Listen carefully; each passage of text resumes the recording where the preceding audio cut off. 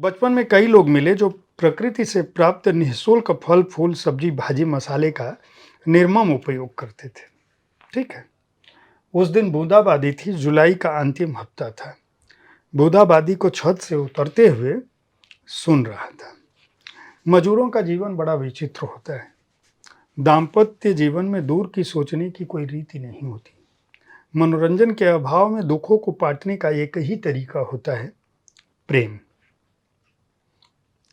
इसके अलावा वह हम सबसे अधिक सुंदर थी और मासूम।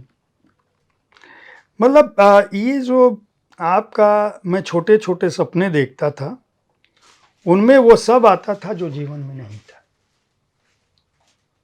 आपका कवि आपके गद्यकार को खा गया, या मूलतः आपके गद्य में जो लालित्य है, जो सौंदर्य है, इसे पढ़ते हुए कहीं से भी, मतलब इसे पढ़ते हुए हम ये समझ सकते हैं कि ये कविता भी है। अगर मैं पंक्तियों को तोड़ के पढ़ूं तो आधुनिक कविता हो जाएगी।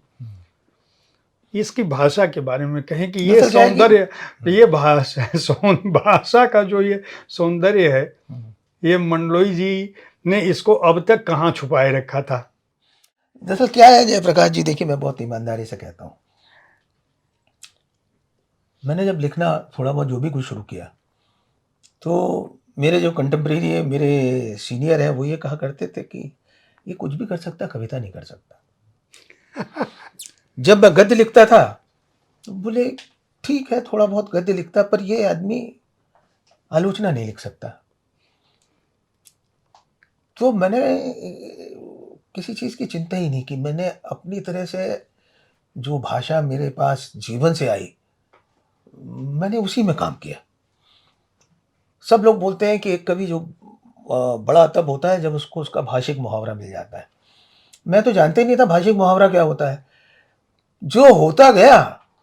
लेकिन हाँ, मैंने जैसे एक क्लासिकल म्यूजिक का आर्टिस्ट चिल्ला करता है या 15 घंटे 16 घंटे रियाज करता है, तो वो तो नहीं, लेकिन हाँ मैंने रियाज खूब किया। और रियाज क्या होता है, जो आपके भीतर आए आप लिखते जाओ लिखते जाओ लिखते जाओ। मेरे पास कम से कम 20-25 डायरियाँ ऐसी होती हैं जिसमें मैं लिखता रहता हूँ।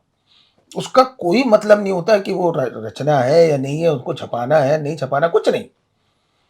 तो वो उस रियाज से मुझे ऐसा लगता है कि धीरे धीरे जो सुर लगना चाहिए था भाषा में, या अब जैसे होता है ना, स्थाई होता है, अंतरा होता है, तरह तरह की चीज़ें होती हैं, वो कहीं भीतर रहती हैं।